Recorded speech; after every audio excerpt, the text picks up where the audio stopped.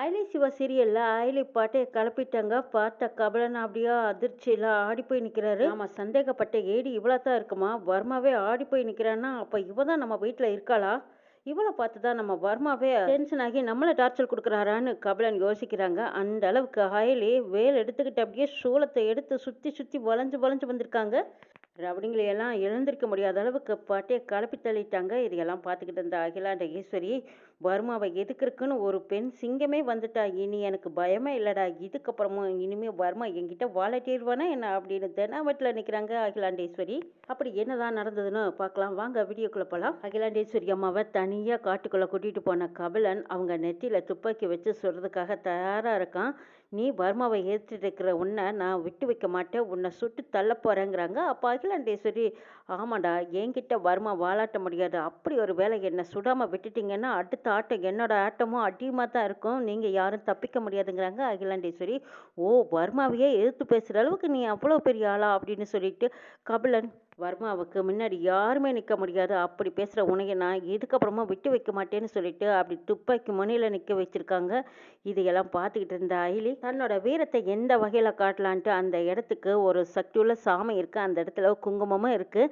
அந்த குங்குமத்தை தன்னோட நெற்றி நிறைய பூசிடுறாங்க. அடுத்தது அங்கிருந்த சூளத்தை கையில் பிடுங்கிடுறாங்க. பிடுங்கினதுக்கப்புறம் அந்த துப்பாக்கிக்கு கரெக்டாக குறி வச்சு அடித்து வீசுகிறாங்க. துப்பாக்கியும் தவறி போய் விழுகுது.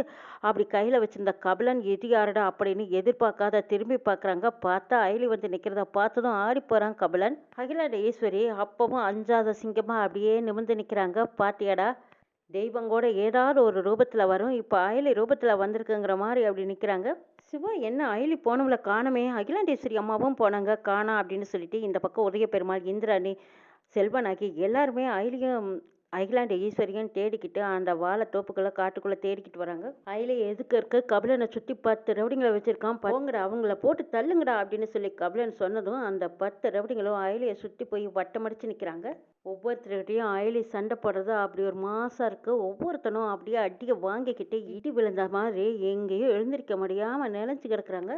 அயலி சண்டை போடுறத பார்த்து அகிலாண்டேஸ்வரியை பிரமிச்சு போகிறாங்க. இது இல்லை தெய்வ சக்தியா, இல்லை அயலி தானே இந்த அளவுக்கு ஃபைட் பண்ணுறாளே, இவ இதுக்கு முன்னாடியெல்லாம் சண்டை போட்டு பழக்கம் இருக்கா, அம்மா மாதிரியே எவ்வளவு துணிச்சலாக வந்து நிற்கிறான்னு பார்க்குறாங்க அகிலாண்டேஸ்வரி. கபிலன் இதை எதிர்பார்க்கவே இல்லை. இவ அயலி தானா, இல்லை அயலி ரூபத்தில் ஏதோ ஒரு அருள் சக்தியா, இல்லை வர்மா சந்தேகப்பட்ட மாதிரி இவ தான் ஏடியா அப்படின்னு ஒரு பல குழப்பத்தோட ஓடி போய் ஒளிஞ்சுக்கிறான் கபிலன். நம்மளையே அலற வச்சுட்டாலே இப்போ அடி வாங்குறவனுக்கெல்லாம் சமத்துக்கத்தக்க அடி வேற கொடுத்துட்ருக்கா. இந்த விஷயம் வர்மாவுக்கு தெரிஞ்சால் நம்மளை காய்ச்சி மூச்சுன்னு கட்டுவானே, இப்போ என்ன செய்யறது, நேராக போகவும் முடியாது, இவகிட்ட அடி வாங்கினா நான் தாங்கிறது எல்லாருமே நடிக்கும் தெரிஞ்சு போயிடும், தெரியாமல் நம்ம எப்படியாவது இங்கேருந்து ஓடி ஒளிஞ்சிடணும்னு நினைக்கிற கபிலன் ஓடி ஒளிஞ்சுக்கிட்டு தான் பார்த்துட்டு இருக்காரு. பல வருஷமாக அந்த இடத்துல இருந்த வேலைலாம், அசைக்க முடியாத வேலைலாம் ஒருத்த கையில் அப்படியே அழுங்காத ஆட்டி எடுத்து வச்சுக்கிறாங்க சூளத்தை. இதையெல்லாம் பார்த்துக்கிட்டு இருந்த இந்திராணி, சிவா என்னது நம்ம அயலி தானே இப்படி பின்னி எடுக்கிறா அப்படின்னு சொல்லவும், சிவா ஆமாக்கா, எனக்கே ஒன்றும் புரியல, அந்த சோளத்தையெல்லாம் எப்படி அப்படியே அசைச்சு கையில் அழகெல்லாம் தாக்குறா பாருங்க. பார்க்குறவங்க எல்லாருமே அயலியை பார்த்து பயப்படுறாங்க. ரவி கூட ஒரு நிமிஷம் பயப்படுறாங்க. அடக்கடவுளை, சிவா தான் அப்படி பெரிய சண்டை போடுற ஒரு சண்டைக்காரன்னு பார்த்தா இவன் அவ்வளோ படம் மேலே இருக்காளே. ரித்திகா, செல்வனாகி இவங்களா இருந்தால் இவகிட்ட வம்பழுத்திட்டு இருந்தாங்க. நல்ல வேலை நான் இவகிட்ட எந்த வம்புக்கும் போகலை, என்ன எதுவும் செய்ய மாட்டான்னு நினைக்கிறேன் அப்படின்ட்டு அவங்க ஒரு பக்கம் நடுங்கி நிற்கிறாரு. மறுபடியும் விழுந்து கிடக்கிற ரவுடிங்க எழுந்திரிச்சு வந்து அயலிக்கிட்ட சண்டைக்கு வந்துட்டு இருக்காங்க. அத்தனை பேர்த்தையும் மறுபடியும் அடிச்சு வெளுத்து கட்டிக்கிட்டு இருக்காங்க. இதெல்லாம் பார்த்துக்கிட்டு இருந்த கபிலன், இவளுக்கு எப்படி இவ்வளவு பவர் வந்துச்சு, இத்தனை பேர்த்தையும் ஒட்ட கையில அடிச்சு வீசிக்கிட்டு இருக்காளே, இத்தனை பேர் வேடிக்கை பார்க்க அவ ஒத்த ஆள் அத்தனை பேர்த்தையும் சமாளிக்கிறாளே, இவன் நார்மலாவே இப்படித்தானா, அப்ப வர்மா சொன்ன ஆள் இவ்வளோத்தான் இருக்குமா, ச்சே, நான் சந்தேகப்பட்டது சரியாத்தான் இருக்குமா, புரியலையே, ஒன்றும் எதையுமே கணிக்க முடியலையே அப்படின்னு குழப்பத்தோடு நிற்கிறாரு கபிலன். அயலை சமாளிச்சுட்டு இருக்கும்போது கரெக்டாக சிவாவும் வந்து, அயலை நான் பார்த்துக்கிறேன், நீ ரெஸ்ட் எடுத்துக்கோ அப்படின்னு சொல்லிட்டு வந்த ரவுடிங்களை அடிச்சு தும்சம் பண்ணிக்கிட்டு இருக்காங்க. சிவா அடித்து வீசினதுக்கப்புறம் அந்த ரவுடிங்க எல்லாரும் காணாமல் கண்காணாமல் ஓடிடுறாங்க. கபிலன் மட்டும் வாயில் கர்ச்சீப்பை கட்டிக்கிட்டு, ஐயோ இவங்க முன்னாடி நம்ம போனாலும் தப்பு, போகாமல் இருந்தாலும் தப்பு அப்படின்ட்டு அவங்க அப்படியே கெட்டப்ப மாட்டிக்கிட்டு இங்கே இந்த பக்கமாக ஒரே பெருமாளோட செட்டு செஞ்சு வந்துடுறாரு. இன்னைக்கு கண்டுபிடிக்கிற நீ போலீஸா இல்லை டீச்சராங்கிறத இன்னைக்கு கண்டுபிடிச்சி முகத்தெரிய கிழிக்கிறேன்ட்டு கபிலன் வந்து நிற்கிறாரு. இந்த பக்கம் அயலி மயங்கி சரிஞ்சு விழுந்ததும் எல்லாரும் பதறி போயிடுறாங்க. தண்ணியை தொளிச்சு அயலி ஒரு வழியை எழுப்புறாங்க. அயலி எதுவுமே தெரியாத மாதிரி, அம்மா என்ன நடந்தது, உங்கள் கூட நான் வந்துட்டு இருந்ததுனால ரவடிங்க வந்தாங்கல்ல, அதுக்கப்புறம் என்னம்மா நடந்ததுன்னு அகிலாண்ட ஈஸ்வரியே திருப்பி கேட்குறாங்க. இதையெல்லாம் பார்த்த சிவா, அடே அப்பா, எவ்வளோ பெரிய ஆளு, எவ்வளோ விஷயத்த பண்ணிட்டு ஒண்ணுமே தெரியாத மாதிரி கேட்குறா பாரு. அயலி ஒன்றும் சின்ன ஆள் கிடையாதுங்கிறாங்க சிவா. எனக்கு என்ன ஆச்சு? நம்ம 2 பேரும் இந்த காட்டு பக்கம் வந்தோம். ரவுடிங்க எல்லாரும் உங்கள மறிச்சு உங்கள சுட்டுக் கொல்றதா சுத்தி நின்னாங்க. அப்ப அதுக்கப்புறம் என்ன நடந்ததுன்னு அயலி எதுவுமே தெரியாம கேட்குறாங்க. ரவுடிங்கள பார்த்ததுமே அகிலாண்டேஸ்வரி அம்மா இந்த கோயிலுக்கு பின்னாடி போய் என்னைய ஒளிஞ்சுக்க சொன்னாங்க. நானும் போய் ஒளிஞ்சுக்கிட்டேன். அதுக்கப்புறம் எனக்கு கொஞ்சம் பயமா இருந்துச்சுங்கிறாங்க. எது பயமா உனக்கா? அப்படின்னு ரவி கூட நினைக்கிறாரு. பயப்படாத இத்தனை பேர்த்த அடிச்சு வெளுத்து கட்டிட்டு இப்போ பயமா இருக்குதுன்னு வேற சொல்லிட்டு இருக்காளே அப்படின்னு எல்லாருமே ஆச்சரியமா பார்க்குறாங்க. கோயிலுக்கு பின்னாடி போய் நின்று எனக்கு கண்ணெல்லாம் இருட்டிட்டு வந்தது. இப்போ கண்ணெல்லாம் முழிச்சு பார்த்தா எல்லாரும் நீங்க வந்து நிக்கிறீங்க. என்னதான் நடந்ததுன்னு எனக்கு ஒண்ணுமே புரியலைங்கிறாங்க அயலி. அம்மா உங்களை யார் காப்பாத்துனா? அதுக்குள்ள போலீஸ் வந்துட்டாங்களா? அப்படின்னு அயலி எதுவுமே தெரியாத மாதிரி அகிலாண்டேஸ்வரி கிட்ட கேட்டுட்டு இருக்கும்போது, அடே சாமி உலகமாக நடிப்படா சாமி. போலீஸ் வந்து இந்த அம்மாவை காப்பாத்துற வரைக்கும் அயலி சும்மா இருந்திருப்பாளா? அப்படின்னு சிவா மனசுக்குள்ள நினைக்கிறாங்க. அப்ப அகிலாண்டேஸ்வரி சொல்றாங்க, இதை பாரு அயலி, என்னை காப்பாத்துனது போலீஸும் வரல, மற்றவங்களும் வரல, நீ தான் என்னை காப்பாத்திருக்கேங்கிறாங்க. அப்ப எதுவுமே தெரியாத மாதிரி என்னம்மா சொல்றீங்க? நானா? அப்படிங்கிறாங்க அயலி. எந்த ஞாபகமா எனக்கு இல்லைன்னு அயலி சொல்லும்போது, அப்படின்னா அந்த அம்மன் சாமி உன் உடம்புல வந்து இறங்கியிருக்கு, அதனாலதான் அந்த ரபடிங்களா அந்த காட்டியிருக்கான்னு சிவா சொல்லி எல்லாத்துக்கிட்டையும் நம்ப வைக்கிறாங்க. ஆமா, அவங்க யாரு? உங்களை எதுக்காக அப்படி சுட வந்தாங்கன்னு இந்திராணி கேட்குறாங்க. அவங்கெல்லாம் என்னோட ஆளுங்க, நான் அவங்கள பார்த்துக்கிறேன், அதை பத்தி நீங்க தெரிஞ்சுக்கிட்டு பயப்பட வேண்டாம், வாங்க போலாம், நிச்சயதார்த்த வேலையை பார்க்கலான்னு சொல்லி அயலியை கூட்டிகிட்டு போறாங்க அகிலாண்டேஸ்வரி.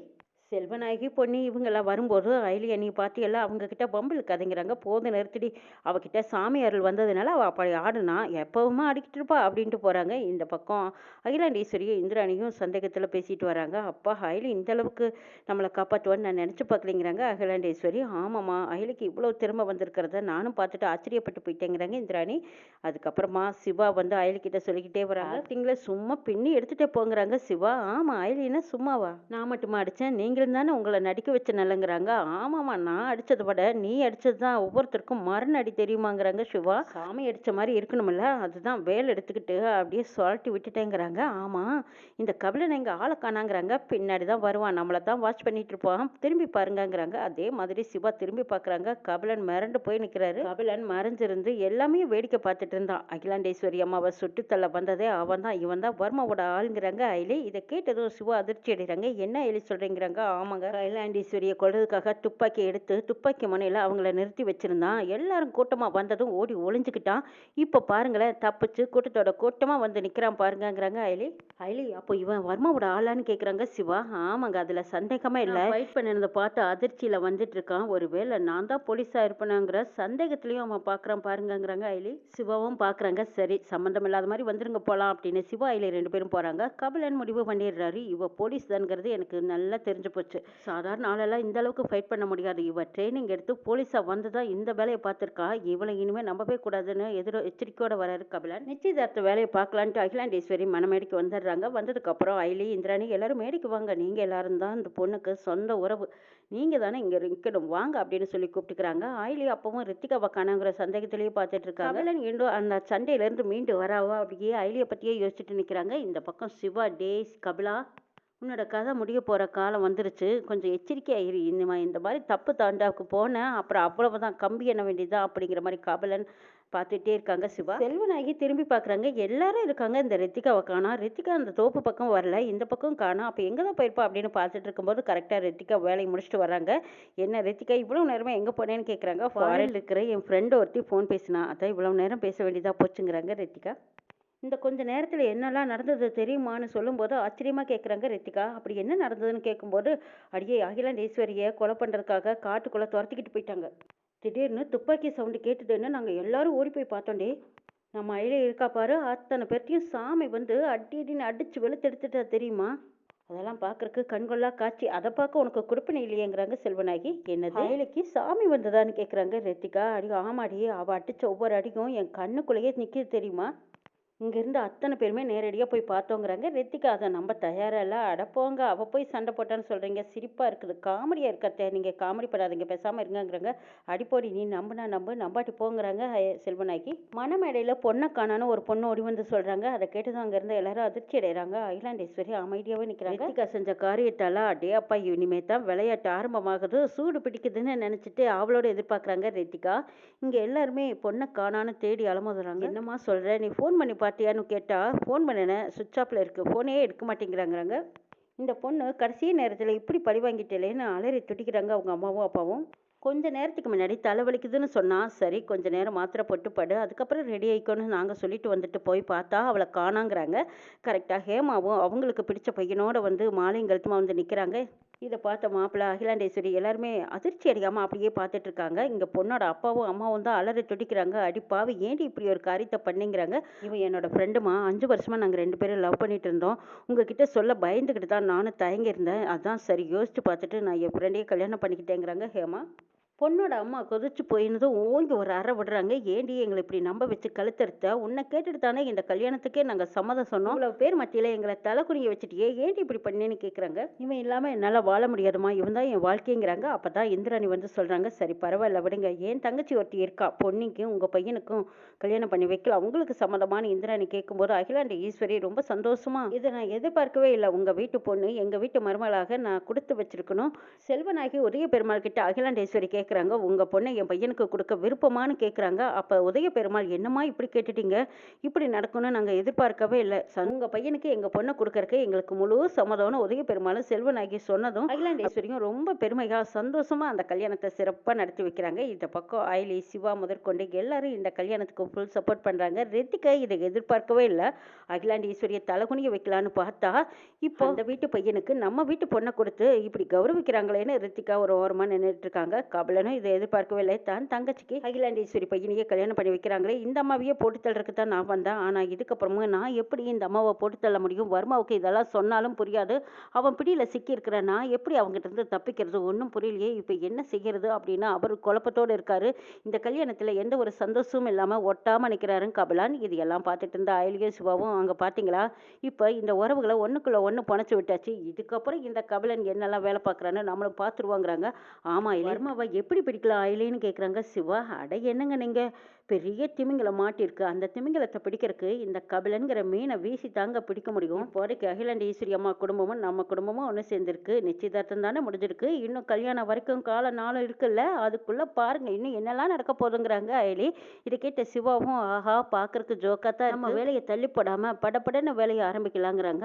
ஆமா, பொறுப்புகள் தான் கூடிக்கிட்டே போகுதே தவிர இப்போ நீங்க வந்த நோக்கம், நான் இருக்கிற நோக்கம், இதை எதுவுமே பார்க்க முடியாம போச்சேங்கிறாங்க. அதெல்லாம் கூடிய சீக்கிரம் இதுக்கு ஒரு விடை கிடைச்சா பின்னாடியே அதுக்கும் எல்லாம் ஒரு விடை கிடைக்கும். என் அப்பா உதய பெருமாள்ங்கிறத நானும் நிரூபிக்க முடியும். உன் அம்மா அர்ச்சனா பேர்ல எந்த ஒரு களங்கம் இல்லைங்கிறத காரணம் காட்ட நம்ம அகிலாண்டேஸ்வரி அம்மா உனக்கு சப்போர்ட்டா இருப்பாங்க. கவலைப்படாத அயலிங்கிறாங்க. அகிலாண்டேஸ்வரி நிச்சயதார்த்தம் முடிஞ்சதும் அயலி கிட்ட தனியா பேசணும்னு சொல்லி கூட்டிட்டு போய் அங்க ராஜேந்திரனை பார்க்க சொல்றாங்க. ராஜேந்திரனை பார்த்ததுக்கு அப்புறம் அயலி அங்க நடந்த உண்மைகள் எல்லாம் என்னன்னு கேட்குறாங்க.